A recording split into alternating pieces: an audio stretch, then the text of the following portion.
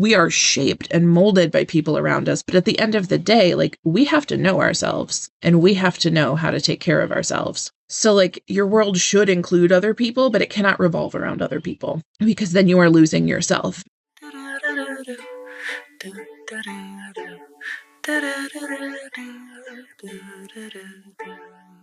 Hi friends, welcome back. I am recording on my new laptop outside because I did this for the last episode when I was visiting Jess in DC and I really liked it. So we're going to try it again. Also, RIP to my thumb because our mean cat, Empress, did not appreciate my attempts to warm her ears today and she bit me. Dogs understand shame. Gwen has a permanently guilty face, but Empress, she does not care. She laughs in the face of my ouchie thumb and my superhero pow, blam, zing, comic book Band-Aid. So there's that. Today we're going to talk about brains. You are completely shocked about this. But not just brains, we are going to talk about liking attention, because it's okay to like attention. It's okay to need attention and to want attention and to enjoy the attention that you get. Because it's very human to seek attention. Like, that's literally the first thing that we do. We're born and then we cry.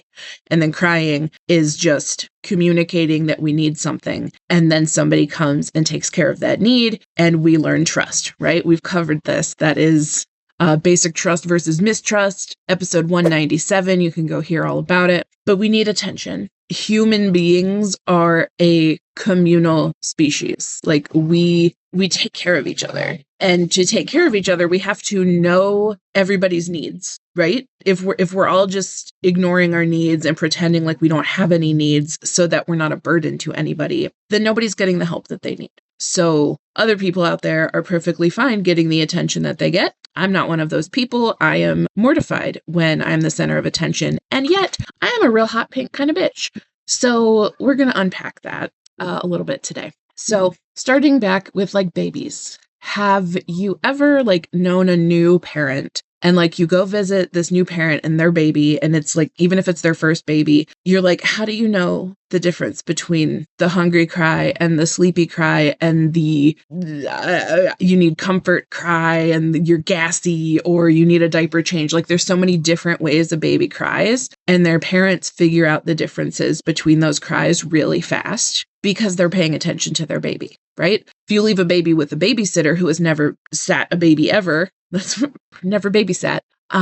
Babies have all these different cries. And if you have never cared for a baby before, you might be like, okay, why are you crying? Let's go through the whole list of things it might be until I figure out what it is. Whereas a lot of times the parents of that baby just know based on like the tone of the cry or the cadence of the cry or whatever. And this is because paying attention matters and is important and we need it. Okay. So I had this realization the other day. I was reading a romance novel and I realized that so it was like a polyamorous romance novel. So there's like a girl and 3 boyfriends, and they like all of the dudes at some point, like in their POV chapters, said something like she's the center of my world or she's the center of our world. And I was reading that and I was like, should someone be like the center of your world? Or maybe it wasn't like the center, but it was like the most important person in the world to me is her. And I was sitting there thinking, and I was like, well, yeah, like Brennan is very important in my world. Like, he's very close to the center of my world. Jess is very close to the center of my world. Like, the people who are close to me are really impactful and do shape my world. And my world also includes my job and also includes my community. And then I realized that I have been like putting myself way out of like in the orbit of things in my world. And I put other stuff in the center of my world. Like, I don't get to take care of me until I have acknowledged all of these other things in the center of my world. And that's trauma, baby. And we will get into that. But like, we're supposed to be the center of our own world. And that was something my mom was always like, oh, you're just the center of the universe. Or, you know, like parents will say like, oh, she's just off in her own little world. Well, yes, The alternative is that I am going around waiting for somebody else to tell me what to care about and what to do and how to live my life.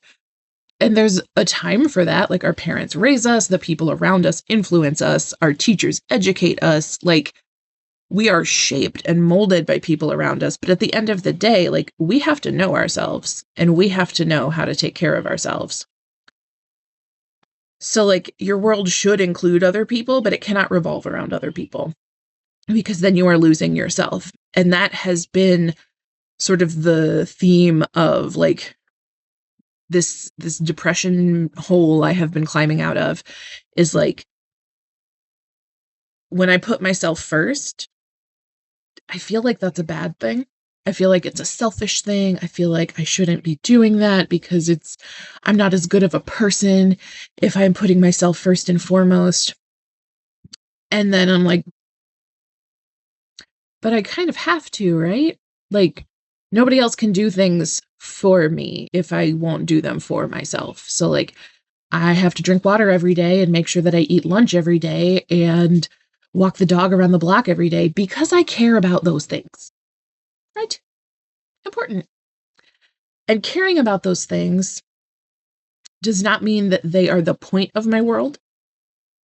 Like, when my eating disorder was really bad, like, losing weight was like the purpose of my life.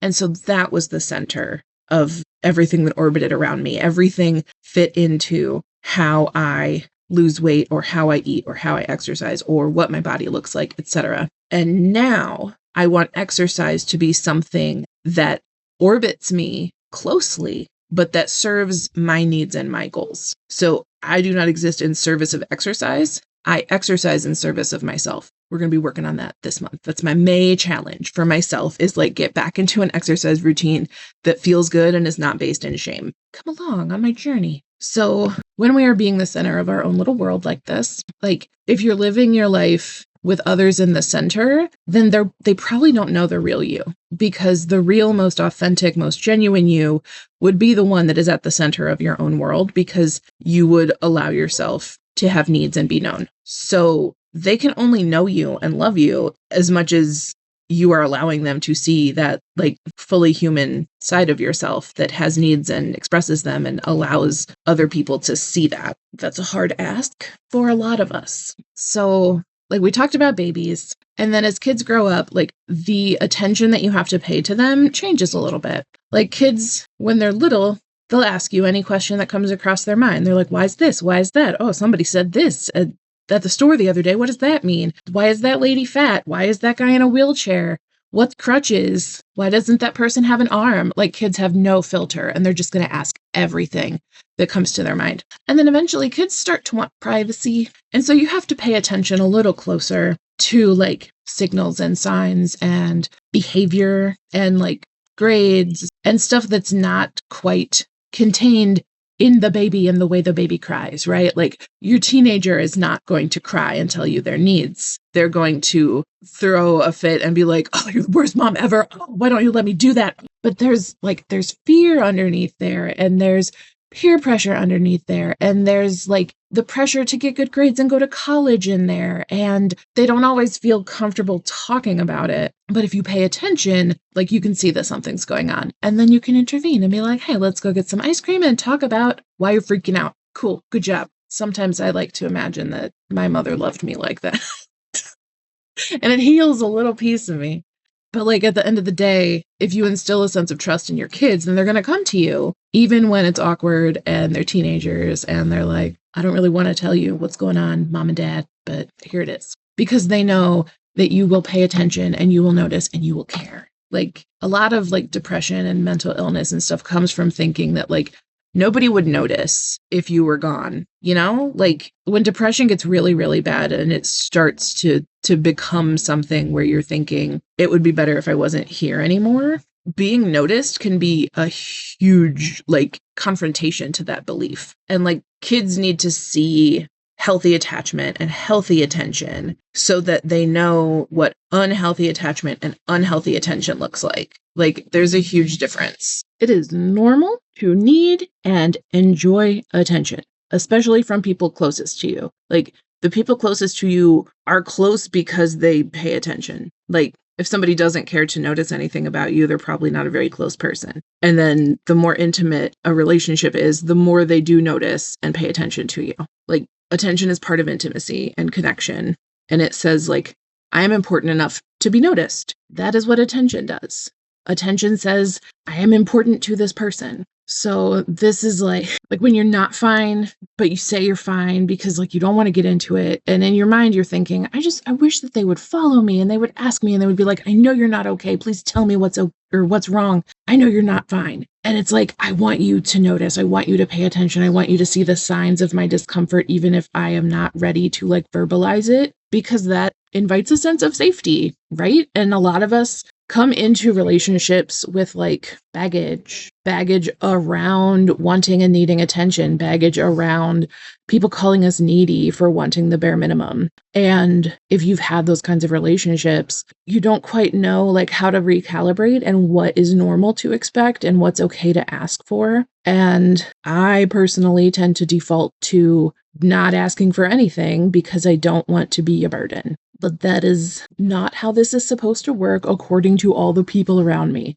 Damn them. So that's attention from people you do know. But what about people you don't know, right? That's mortifying, right? If you're not like actively encouraging it. Like some people are very extroverted and charismatic and they'll get up and do karaoke or they'll get up and dance on a table or something. And you're like, oh my God, like you're calling so much attention to yourself. I'm embarrassed. But like, is it inherently embarrassing to be noticed and have people notice you and pay attention to you in public? That depends on your personal preferences.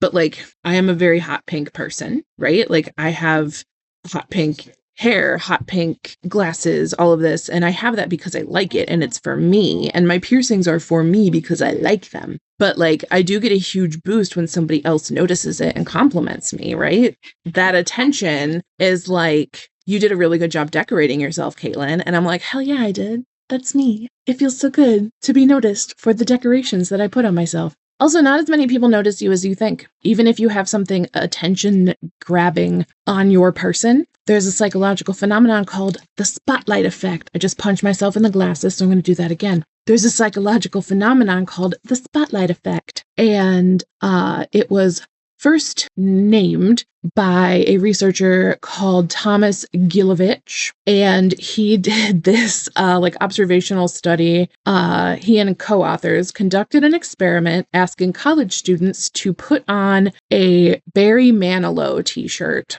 and walk into a room of strangers facing the door. So like the strangers can see you when you walk in and you have to walk in a Barry Manilow t-shirt. And the researchers predicted that the students would assume more people would notice their t-shirt than people actually noticed, which was correct. The participants were estimating that like 50% of the strangers would notice their awesome Barry Manilow shirt. And then when studied, about 20% of people noticed the shirt. So if you walk into a room and you feel like 50% of the eyes are on you, it's probably only about 20%. If it's a Barry Manilow t-shirt, I don't know. If you're like stark raving naked and you're screaming and you're on fire, you're probably going to get 100% of the attention. But these are different scenarios.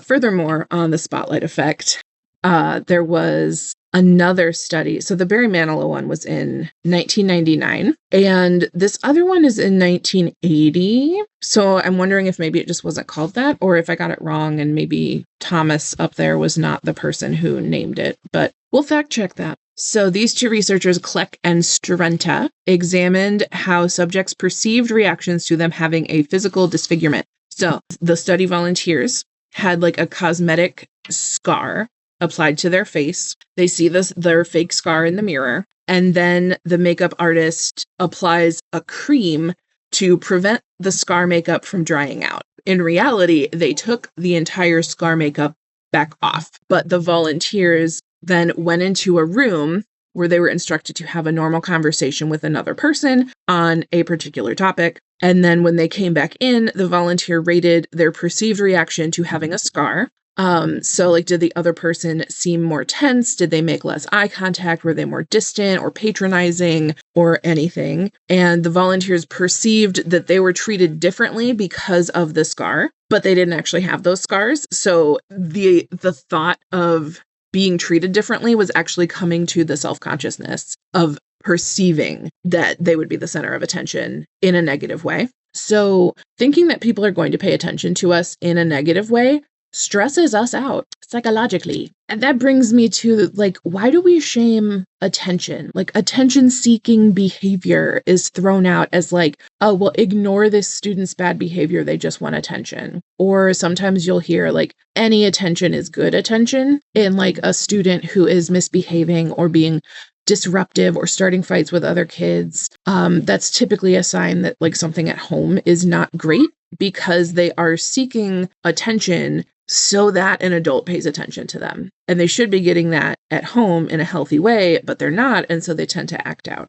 And also like if you dress up, like the other day, I thought I looked real hot. We went out, we went to lunch and we went to the art museum and I was like, I look really good. And I like looking really good. And I like the idea of somebody else noticing me and being like, they look really good. That's not a bad thing. But we shame people for that. We shame people for being like, oh, well, they're just dressing like that for attention. Well, maybe I dress how I want to dress for me. And if other people pay attention, it's because they can tell that I'm really feeling myself because I let myself dress how I want to. And I'm not trying to disappear into the background.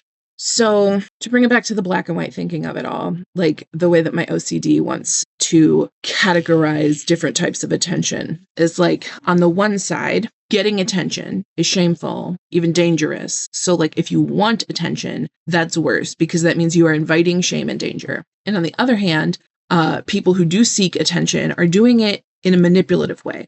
So like if you're attention seeking, that's bad because people aren't obligated to see you, I guess. I don't even know. It falls apart under the lightest scrutiny, which is why I'm here telling you about it. So like the only way to be safe when those are like your operating like paradigms is like the only way to be safe and to be good is to not seek or receive attention. And that will leave you dying alone on a floor somewhere. Because nobody ever pays attention to you ever because you didn't want to be an inconvenience. So I'm going to need us to stop doing that. Also, really a big contributor to my business burnout because let me tell you that having this belief that getting attention is bad, not great for sales or marketing. Really not good. Difficult, not fun. I'll leave us here now. That's it for now. And I'll talk to you again next week. Go out and get some fucking attention, baby. Okay, bye. They'll change your approach and tell you a joke to lighten your load and help you along or sing you a song. Do-do-do-do-do, do-do-do-do, do-do-do-do, do-do-do-do.